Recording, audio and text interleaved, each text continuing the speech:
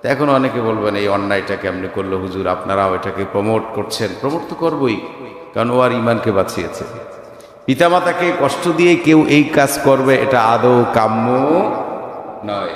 কিন্তু পিতামাতাকেও বুঝতে হবে আপনাকে আল্লাহ কম দেয়নি।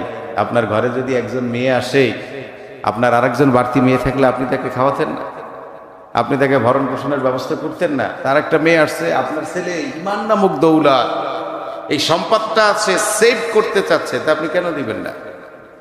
কেন এই কাজটার সহায়ক সাহায্যকারী আপনি হবেন না? আপনি যখনই বাধা দেবেন তখনই এই ছেলেটা কি করবে?